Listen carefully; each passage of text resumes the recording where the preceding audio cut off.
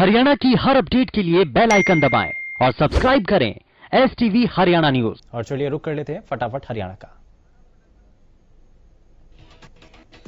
प्रदेश सरकार ने किसानों को राहत देते हुए 8 ब्लॉक्स में आधी जमीन पर ही धान उगाने के फैसले को वापस लिया, यानी अब किसान की अपनी मर्जी से धान वो बो सकते हैं। चंडीगढ़ में सीएम मनोहर लाल की अध्यक्षता में हाई पावर परचेज कमेटी की बैठक हुई। बैठक में कैबिनेट मंत्री मूलचंद शर्मा समेत राज्य मंत्री अनूप धानक भी शामिल रहे।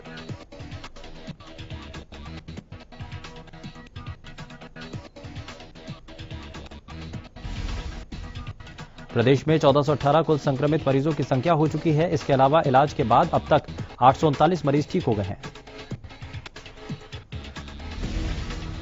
कोशिशों के बावजूद भी प्रदेश में कोरोना पॉजिटिव मामलों का आंकड़ा बढ़ रहा है। टोहाना में कोरोना के 2 नए मामले सामने आए। यहां चंदड़ कला की रहने वाली मां और बेटी का कोरोना टेस्ट पॉजिटिव पाया गया।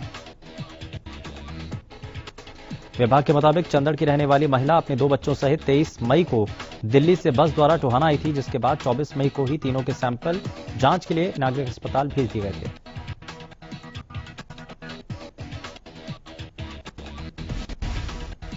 मां और बेटी कोरोना पॉजिटिव मिलने के बाद दोनों को अग्रोहा रेफर कर दिया गया और बच्चे को उसके पिता के साथ आइसोलेशन वार्ड में रखा गया है।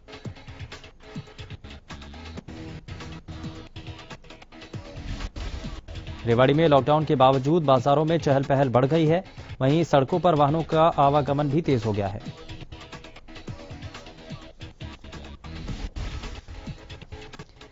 सिरसा के बरनाला रोड पर अनाधिकृत रूप से लगाई गई रेहड़ियों को आज यातायात थाना पुलिस ने हटवाया। गौरतलब है कि बाजार खुलने की परमिशन के साथ ही बाजारों में जगह जगह जूस, शिकंजी और अन्य सामान की रेहड़ियां लगने लगी हैं और इन रेहड़ियों पर सोशल डिस्टेंसिंग के नियमों का पालन नहीं हो रहा है। यातायात थाना प्रभारी बहादुर सिंह ने बताया कि शहर में रेहड़ियां बिना परमिशन लगाई गई। उन्होंने कहा कि प्रशासन द्वारा रेहड़ियां लगाने की परमिशन दी जा रही है। परमिशन लेकर वार्डों में रेहड़ी संचालक सामान सप्लाई कर सकते हैं। जहां पूरा भारत कोरोना वायरस से बचाव के लिए एकजुटता से लड़ता नजर आ रहा है और कोरोना से बचने के लिए एक तरह तरह की कोशिशें करता हुआ नजर आ रहा है, बावजूद इसके पेहोवा के सरकारी अस्पताल में बड़ी लापरवाही सामने आई। अस्पताल के बाहर सड़क किनारे कूड़े के ढेर में अस्पताल में इस्तेमाल किए गए इंजेक्शन, दस्ताने और पट्टियां दिखाई दी, जो कि किसी घातक बीमारी को न्योता देती नजर आ रही हैं। मामले की पूरी जानकारी प्रशासनिक अधिकारी की, जिसके बाद मौके पर पहुंचकर प्रशासनिक अधिकारियों ने जांच पड़ताल शुरू कर दी है। भवानीखेड़ा में बिजली के अघोषित कटों से परेशान शहरवासियों ने इकट्ठा होकर बिजली विभाग के एसडीओ को बिजली की मांगों को लेकर ज्ञापन सौंपा। शहरवासियों ने बताया कि शहर में उनकी ये बहुत पुरानी समस्या है, जिसके समाधान के लिए वो कई बार अधिकारियों से भी मिलकर समाधान की मांग कर चुके हैं। बावजूद इसके लोगों की ये समस्या जस की तस बनी हुई है, जिसके कारण शहरवासियों में भारी रोष है। वहीं इस दौरान ज्ञापन को लेकर बिजली विभाग के एसडीओ ने शहरवासियों को इस समस्या का जल्द ही समाधान करने का आश्वासन दिया। उकलाना में कोरोना के 2 पॉजिटिव केस मिलने के बाद प्रशासन अलर्ट मोड पर है। यहां कुछ इलाकों को कंटेनमेंट जोन घोषित कर दिया गया। ये एरिया उकलाना के रेलवे फाटक से लेकर अप्रोच रोड और नगर पालिका कार्यालय से होता हुआ रेलवे लाइन तक है। आरोप है कि यहां एसेंशियल सर्विसेज होने के बावजूद सब्जी फल की दुकानें बंद करवा दी गई, लेकिन शराब के ठेके अभी भी खुले हैं। मामले में जब नायब तहसीलदार से पूछा गया तो उन्होंने जवाब दिया कि ये मालूम पड़ा है कि सब्जी में कोरोना सबसे अधिक फैलता है, जिसके कारण एहतियात के तौर पर सब्जी की दुकानें बंद करवा दी गई हैं। मई महीने में लगातार तापमान आसमान छू रहा है। भीषण गर्मी से बच्चों से लेकर बुजुर्गों तक को परेशानी हो रही है। हिसार में भी लगातार बढ़ रहे तापमान के साथ साथ धूल भरी आंधियां और लू चल रही है।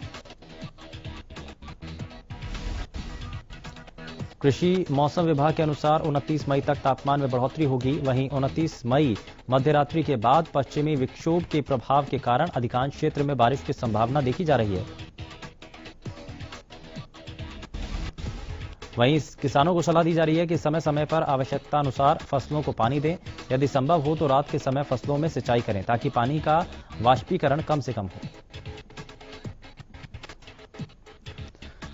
प्रदेश में गर्मी का सितम लगातार जारी है। अभी लोग कोरोना से राहत नहीं ले पाए थे कि गर्मी ने अपना कहर बरसाना शुरू कर दिया।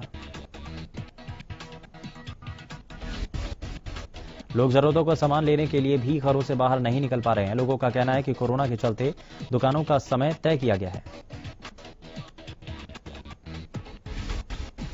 दुकानें जिस वक्त खुलती हैं उस समय गर्मी तेज रहती है। जब शाम के वक्त गर्मी से राहत मिलती है तो दुकानें बंद हो जाती हैं। लोग पेय पदार्थों से अपनी गर्मी को थोड़ा कम करने की कोशिश कर रहे हैं।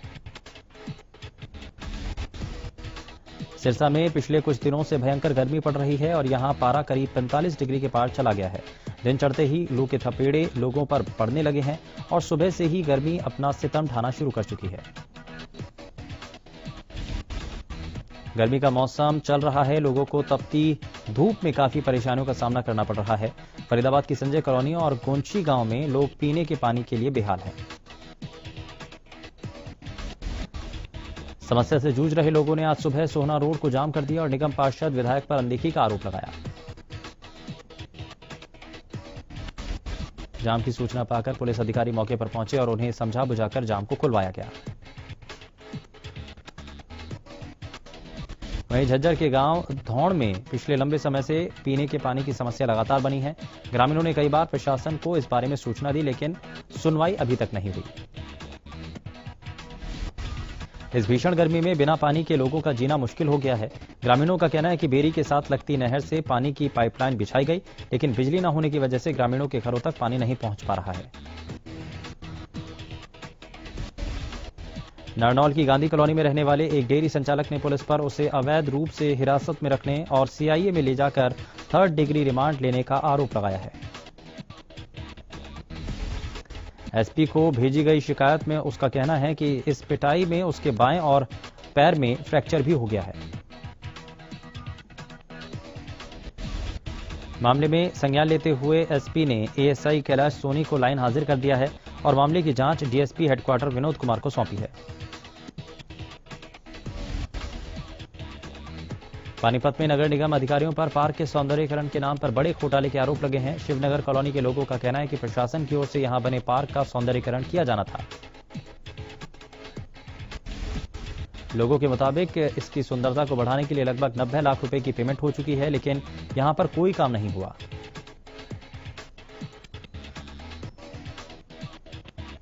कॉलोनी वासियों ने बताया कि इस पार्क में इंपोर्टेड घास, 40 तरह के फूल और पूरे पार्क में लाइट लगाकर इसको जगमग किया जाना था, लेकिन यहां इस तरह का कुछ भी काम नहीं किया गया। आलम यह है कि पार्क धीरे धीरे असामाजिक तत्वों का अड्डा बनता चला जा रहा है। टिड्डी दल के फसलों पर हमले की आशंका को देखते हुए जिला प्रशासन और कृषि विभाग सतर्क हो गया है। सिरसा में टिड्डी दल से निपटने के लिए प्रशासन ने कई योजनाएं बनाई हैं। कृषि अधिकारी बाबूलाल के अनुसार टिड्डी दल सिरसा के एलनाबाद से 40 किलोमीटर की दूरी तक पहुंच चुका है और इसको लेकर प्रशासन ने तैयारी पूरी कर ली है।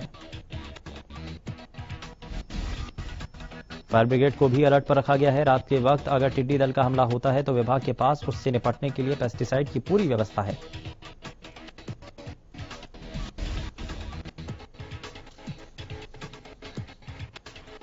धर्मनगरी कुरुक्षेत्र में लॉकडाउन को लेकर पुलिस प्रशासन सतर्क है। इसी क्रम में झांसा रोड पर स्कूटी सवार 2 युवकों को पुलिस ने जांच के लिए रोका। पुलिस ने जब युवकों से स्कूटी के कागजात मांगे तो एक युवक ने स्कूटी को आग के हवाले कर दिया। इस घटना के बाद यहां पर तैनात पुलिसकर्मी ने तेजी दिखाते हुए आग को बुझा दिया। गोहाना सिटी थाना पुलिस ने गुप्त सूचना के आधार पर आर्यनगर गोहाना से 2 अलग अलग जगहों से 2 गांजा तस्कर गिरफ्तार किए। पुलिस ने महिला के पास से 410 ग्राम गांजा पत्ती और आदमी से 540 ग्राम गांजा पत्ती बरामद की। पुलिस अब इस बात का पता लगाने में जुटी है कि ये दोनों कहां से गांजा पत्ती को लाते थे। फिलहाल दोनों के खिलाफ विभिन्न धाराओं के तहत मामला दर्ज कर लिया गया है। मामले की जानकारी देते हुए गोहाना सिटी थाना के एसएचओ निर्मल सिंह ने बताया कि पिछले कई दिनों से गोहाना के आर्यनगर में नशीली चीजें चोरी छिपे बेची जाने की सूचना मिल रही थी। देर रात भी एक गुप्त सूचना पर पुलिस के द्वारा 2 अलग अलग ठिकानों पर रेड की गई। एक महिला और एक आदमी को इस दौरान गिरफ्तार किया गया। रोहतक की गांधी कैंप कॉलोनी के एक मकान से एक शव मिला, जिससे पूरे इलाके में सनसनी फैल गई। सूचना पाकर मौके पर पहुंची पुलिस ने शव को कब्जे में लेकर पोस्टमार्टम के लिए भेज दिया है। यमुनानगर की खजूरी रोड स्थित प्लाईबोर्ड फैक्ट्री में काम करने वाले 2 मजदूरों की करंट लगने से मौत हो गई। सूचना पाकर मौके पर पहुंची पुलिस ने शवों को पोस्टमार्टम के लिए भेज दिया है।